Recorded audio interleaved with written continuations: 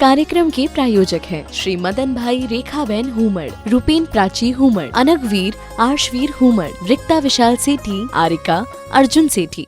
जिस बेटी को, जिस बेटे को संस्कारों के साथ पाला पोसा गया, वे बेटे बेटियां ही विवाह के मंडप पर सप्तपदी के सप्त वचनों को लेते देते हुए इस बात को भी कहते हैं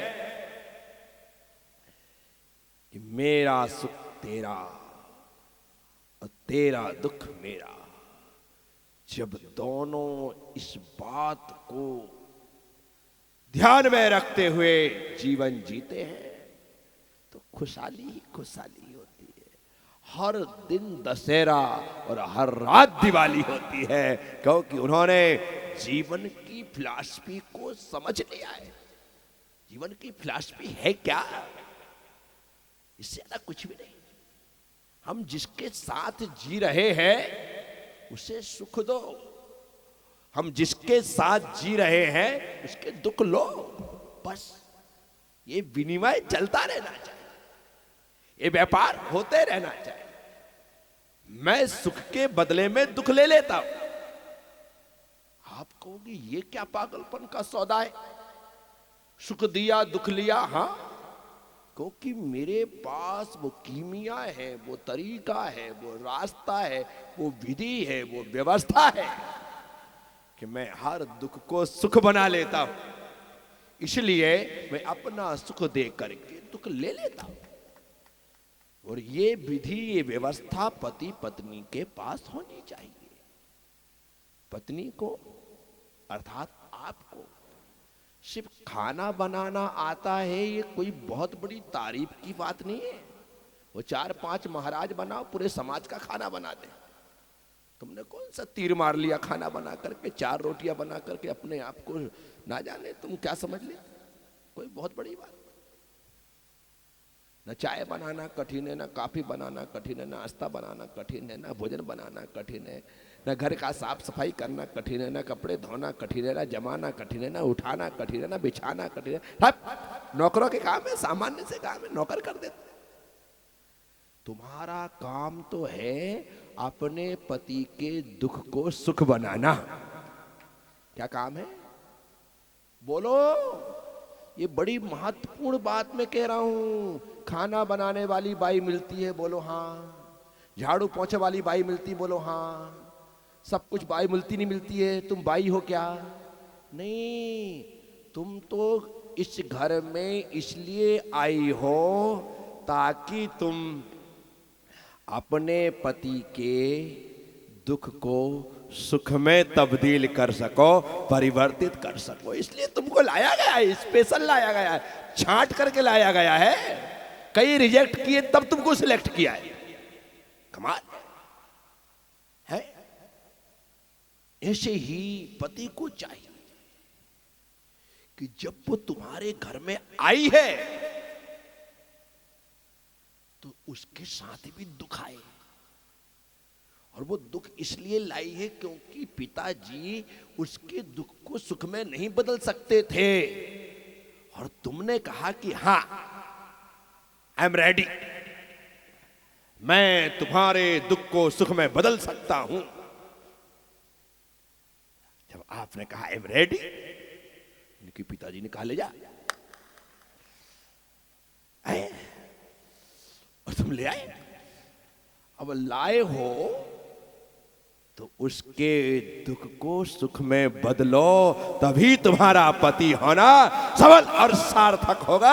तभी जाकर के तुम्हें दाम्पत्य जीवन जिया है और जी रहे हो। आप ऐसा मान। यदि यहां पर आकर के वहां यदि दुखी से उससे ज्यादा हो गई तो क्या मतलब? यहां पर दुख बढ़ गया बेचारी का। और इसके आने से तुम ज्यादा दुखी हो गए तो फालतू की शादी तुमने। वैसे ही अच्छे थे अकेले अकेले।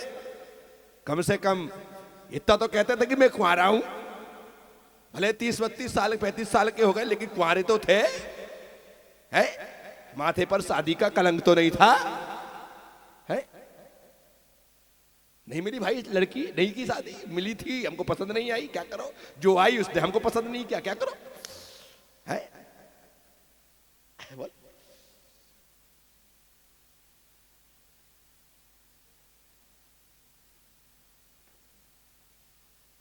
मैं आप सबसे कहता हूं, ये सब बातें मैं बड़े अनुभव के साथ कहता हूं। व्यक्तिगत खुद का अनुभव भले ना हो, लेकिन मेरे पास आने वाले इतने लोग रोज रोते हैं ना, महाराज श्री, महाराज श्री, महाराज श्री, ओ श्री।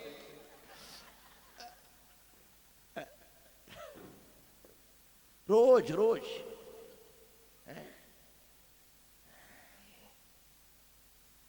साथियों, वैवाहिक जीवन सिर्फ सुख की बढ़ोतरी के लिए हो तो विवाह करना, और यदि वो दुख को बढ़ाने वाला हो तो कभी मत करना। तुम अकेले ही ठीक हो। बेटी हो तो बाप का बेटा बन करके रहना, और बेटे हो तो कहना पिताजी चिंता मत करो, मैं ऐसे ही सुखी रह लूंगा। साथियों, ये दाम्पत्य जीवन है, इसमें एक की नहीं चलती। इसमें अकेले थे तो तुम्हारी चलती थी, तुम अकेली थी तो तुम्हारी चलती थी। अब यहां पर दो हो गए। क्या हो गए? दो हो गए। अब दो हो गए हैं तो दोनों की चलेगी। बैंक में यदि आपने संयुक्त अकाउंट खुलवाया है तो दोनों के साइन से, बोलो, दोनों के साइन से चेक क्लियर होगा, दोनों के साइन से ही सब कुछ चलने वाला है। क्यों? क्योंकि आपके संयुक्त साइन चलते हैं। एक व्यक्ति जाकर के कुछ नहीं कर सकता, जाएगा वापस, बैंक वाला कहेगा पत्नी के दस्तखत करवा के लाओ, तो क्या कर? दाम्पत्य जीवन इसी का नाम है।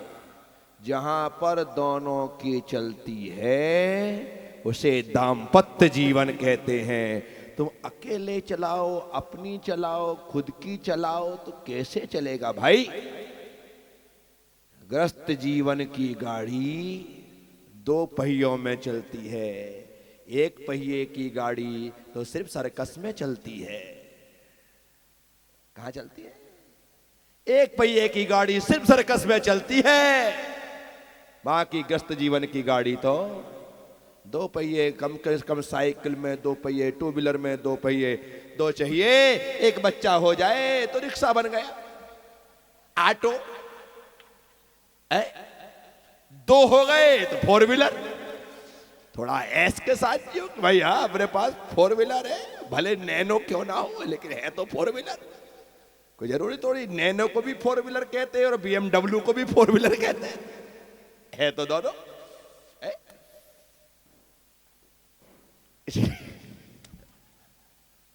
आप सबसे कहते बराबर बराबर हिस्सा है। इसलिए भारतीय संस्कृति में स्त्री को अर्धांगिनी कहा है। क्या कहा है? अर्धांगिनी। वामांगी कहा है। क्या कहा है?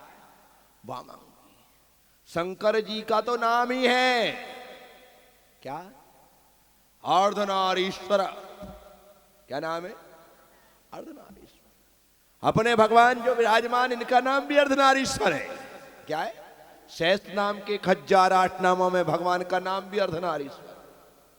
परंतु अर्धनारीश्वर का मतलब यहां पर वो वाला नहीं कि आधे में शंकर जी आधे में पार्वती जी। यहां पर अर्धनारीश्वर का मतलब है अर्धनारी ईश्वर इति अर्धनारीश्वर। अर्ध मतलब आधे, ना मतलब नहीं, अरि मतलब शत्रु। जिनके आधे शत्रु नहीं हैं, अर्थात जिनके 4 घातिया कर्म 6 को प्राप्त हो गए हैं, इस कारण से वो अर्ध नारीश्वर है। क्या है? इस कारण से अर्धनारीश्वर है। अर्ध ना अरि ईश्वर इति अर्धनारीश्वर, इसलिए अर्धनारीश्वर। लेकिन गार्हस्थ जीवन, दाम्पत्य जीवन, स्त्री वामांगी है। स्त्री का बायां, पुरुष का बायां हिस्सा स्त्री का है।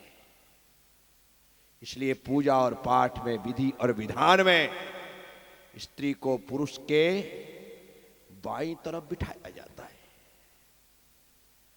तभी जाकर के वह पूर्ण होता है। क्या होता है?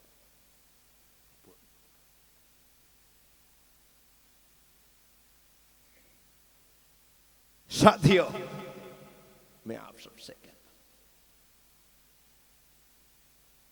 कि आपका विवाह हुआ इनसे, इसलिए तुम्हारा जीवन पूर्ण हुआ, अन्यथा अधूरे रहते, अकेले रहते। कोई तुम्हें अपने घर में यूं घुसने नहीं देता। अधेड़ उम्र हो जाए, शादी ना हो, तो लोग कहते भैया इनसे दूर ही रहना। क्या हो गया? उन पर संदेह होता है। शादी होने के कारण तुम घर घर में विश्वसनीय हो गए हो, कहीं भी इनके साथ जा सकते हो, कोई तुम्हारे ऊपर संदेह शंका नहीं करेगा, तुम्हें गलत नहीं कहेगा। ये स्त्री ने आपको विश्वसनीय बनाया है, समाज में मान और सम्मान दिया है। इसलिए स्त्री का मान सम्मान कभी खोना नहीं चाहिए। इस बात का ख्याल हर पुरुष को रखना चाहिए। यदि तुम्हें तुम्हारी इज्जत प्यारी है, तुम्हारी इज्जत तुम्हारी स्त्री है और कुछ नहीं। कौन है? तुम्हारी इज्जत तुम्हारी स्त्री है। यदि ये पियर जाकर के बैठ जाए तो गई,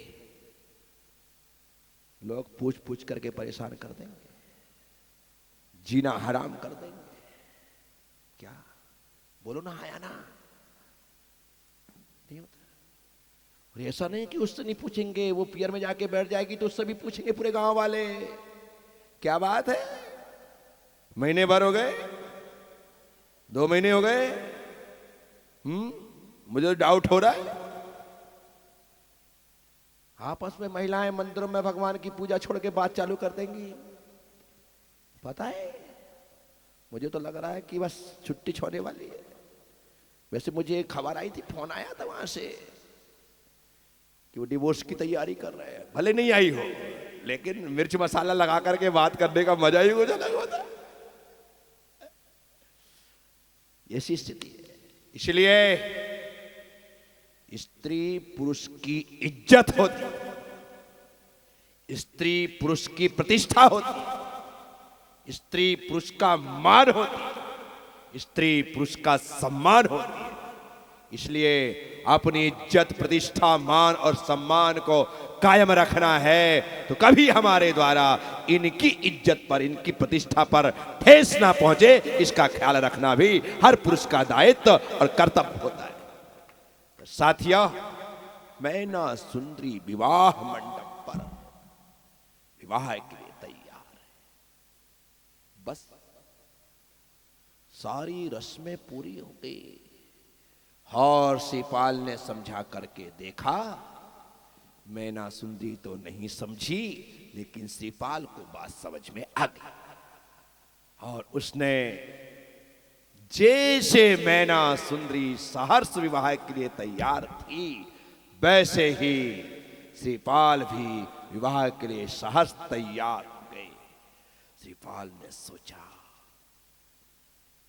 यह मुझसे विवाह कर रही है, कर्म के सिद्धांत पर इसको विश्वास है, हो ना हो इसके जीवन में आते ही मेरा जीवन परिवर्तित हो जाए, एक कुष्ठमयी काया कुष्ठ मुक्त हो जाए, तभी तो ये मेरे जीवन में आने की जिद कर रही है। इसे मेरा कुष्ठ मुझसे दूर नहीं कर रहा है, अपितु मेरा कुष्ठ इसे अपने पास बुला करके दूर होना चाहता है। शायद ऐसा है, इसलिए तो यह विवाह निश्चित हुआ है। और विवाह की वो अंतिम रस्म फेरों की पूरी हो गई। सप्तपदी के 7 वचन दे दिए गए और दोनों ने एक दूसरे का हाथ जीवन की आखिरी श्वास तक के लिए थाम लिया। कि इसलिए वहां पर हाथ मिलाप होता, हस्त मिलाप होता है। क्या होता है? हाथ पकड़ाया जाता है कि कभी किसी दूसरी स्त्री के कारण एक गिरने लगे तो तू संभालना, और कभी ये गिरने लगे तो तू संभालना। दोनों ने एक दूसरे का हाथ मजबूती से पकड़ा है कि कभी भी किसी भी स्थिति में कोई भी दलदल में ना गिरे।